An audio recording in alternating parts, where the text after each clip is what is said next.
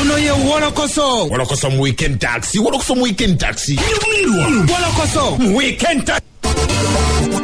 Akete kyagendera ddala maaso mpozi ate kulogola Simba empologoma enunje y'eddembe ate nga mpozi y'ekiyaga tumusiibuliddeawo ate ekitambo ky'obutakutana bweteme kale tukyali mu Wolokoso ebbanga libadde ddene mpozi ng'ate tetuwuliza ku the king herself okujjako okubeera nga tuwuliza muziki gwe gwokka okuva mpozi twesembayo okutukubamu ka concert akakabi akali ak'obulabe wabula ate oluvannyuma lw'ekyo yonna mpozi tumufunye n'atubuulirako karantini nga bwemuyisa naddala mu bufumbo bwe obupya ne Rasta omukubi w'ebifaananyi ng'ate mpozi muzanyi wa firimu mu Kampala muno omukyala Cindy Cinderella Sanyu ate mpozi n'atubuulira ekintu kitambula kitira ddala. Cinderella baby, soko tukange mwa okayala. Mulimutia mwenaze Cindy Biebe, the king herself.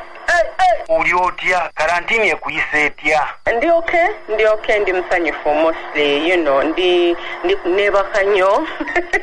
Ate cho chinyambi because before mujukira mu January ne February ne March mbadde wakwebaka, you know. So, you know, ndi kwerabirira. Cindy, kwa mchala kyasinza okwambala obukete. Abawagizi babamu kibayisa bulala.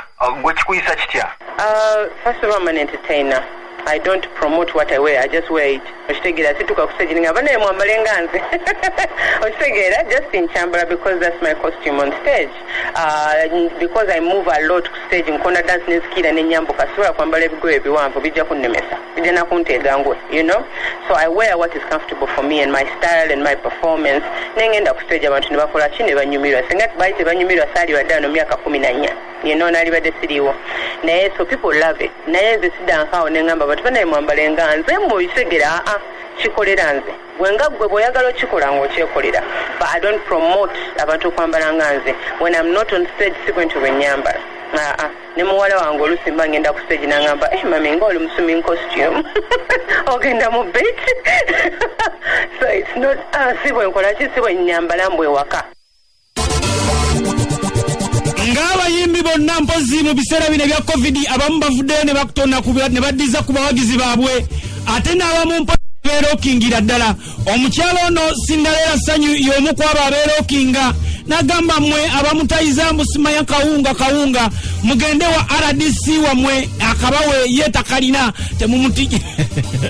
Cindy abawagizi bo covid agenza okutuuka nga wakava mu concert balinza akawunga tebakulaba kiki. Sometimes ekituufu kisoundinga rude naye nga the government had said, president had said is going to send the food to the RDC. So ayagala emmere agende ewa RDC we. So n'agamba we are not allowed to give out food. Tewali muntu akkirizibwa okukola ki okugaba emmere. Ne Nimrod bamukwatako olw'okugaba emmere. So nze ne kinnema nali siina ngeri sigenda genda poliisi bansibe tegeera ng'emmere tennakutuukako sina kye ngenda kukola because the government directive. So I can only sit at home and hope that the government food gets to you. Sisobola kuva ewange ebbunga nenzije nawe obeera nenkuwa emmere bansibe kubanga gwe njala ekuluma ate nga RDC wa alina emmere yo.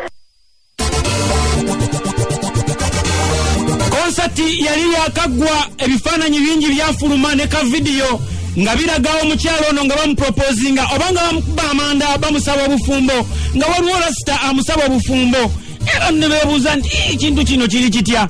Ye Cindy Cinderella Sanyu agamba nti Rasta kabadde kamere kange okumala emyaka 4 era nga mbadde nkalira omwo mpola nga bwenkanoonyerezaako nga sagala kudda mu nsobi ze nakola ku basajja abaayita be napapira ennyo ne mbateeka mu lujjudde ate ne bandisappointinga. Waliwo ebifaananyi ebyafuluma nga oproposinga oba nga bakuproposingira eri Rasta awo Shonga yakaggwa. Mubadde mwedetinga proposal yaliwo before naye nga nasalawo obutaki kuba naye saagala abantu balowooze nti bakoze proposal promoting a launch. Asaagala nze omukwano ogwange n'omuntu wange gubeera ate nga stanti mu media. So nensalawo kino katukisirikirire concert ng'ewedde nga tekirina kitubanoonyaako just tubabulira amawulire nti ffe twasazeewo to go to the next step in our relationship. So kwe kukiteekayo yes kwegamba abantu nti finally nze n'omuntu wange we are engaged twagala fumbiro. Lwaki wamukweka nnyo bw'otyo? Media abantu bwe bayingiza mu relationship in the very beginning gwe nga gwe tofuna budde okutegeera muntu gw'oli naye. So nze nasalawo kisirikirira ate sinti namukweka yalinga nange naye nga teri amanyi nti ye bba wange nga nzunga naye ne ku shows oluusi ng'ajja nange on tour sometimes nga tugenda ffenna n'ebweru naye nga bwe bandaba naye balowooza assistant wange ngamba that's my assistant. Ku nsonga mpozi ate ey'abayimbi n'obufumbo bwabwe naddala baserebu abasingira ddala abasinga obufumbo bwabwe busasise nnyo nga kigambibwa nti kiva oluusi mu kupapa okusinziira ku Cinderella Sanyu agamba nti baserebu bapapira nnyo obufumbo obwo oluusi abasajja babeera bafunye baba basuubira kusanga zaabu mu bantu bano ne kasitatuke n'atasifuna zaabu gwe yali asuubirayo y'ensonga lwaki badduka ne babalekawo naye yagamba omusajja ono lwasita omukugu w'ebifaananyi amukozeeko research nyinene nnyo ne tests nyingi nnyo bw'atyo n'amukwegamba n'alabira ddala nga mutuufu ye musajja asaanidde okuba owuwe ajja muleka ng'agenda ali emayike nga tewali buzibu bwonna.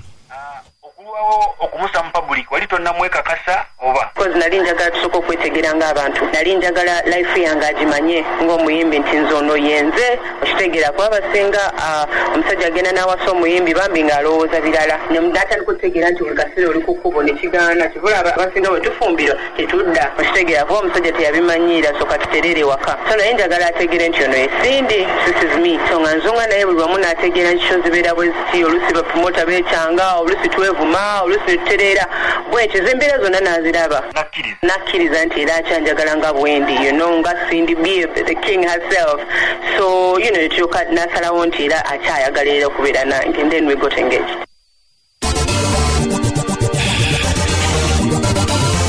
Mweno basire queen abazunga nga muwoza mbwate I rather simanya cry in a bima oba than crying simanya where Cinderella abagamba bwati nti yetafuddeyo oba omukyajja we cameraman amagye tegaliiwo ye wali ayagala muggo gwa Musa amagye yenga ye Cindy agalina ekyo ekyensonga ekyokubeera nti omusajja akuba bifaananyi yetakiriddaako obuzibu omugga gwa Musa kasita gubeera nga gwo gukola bulungi. Cindy tukimanyi love doesn't ask why naye oluusi ne level y'omuntu ematalinga Cindy babadde bamusuubira okubeera n'omusajja abasajja bagagga abasajja balina amagye gaabwe naye tokifunamu obuzibu okubeera nti bbaawo ye cameraman. I don't care singa bali just photographer kikwatirako so what I think is that even if he was just a photographer which he's not bwenjagala okitegeera abantu bangi bagamba Cindy alina okufuna omusajja alina sente alina erinnya birina mbyagaza kimbirina okitegeera nina sente nina erinnya ate neetaaga omulala nyongere sente zaki kyenjagala nsobola okyetuusaako of course njagala omusajja who can help out but si kyekintu kyenoonya mbu omusajja w'essente nno kubanga nzirina okitegeera so nze naye njagala omusajja anjagala kubanga ebisinga mbyetuusizaako so I just want a man who loves me who listens to me ategeera ebizibu byange ng'omukubi walaga as an artist n'omukyale waka so yoyo gwe nafuna but he loves pictures akola cinematography for ne movie gye nakola eya Bella he did the cinematography, he does pictures, he's a businessman, he's an actor so bingi nnyo byakola. Omugo gwa Musanga gwanozi ono ye Wolokoso mu weekend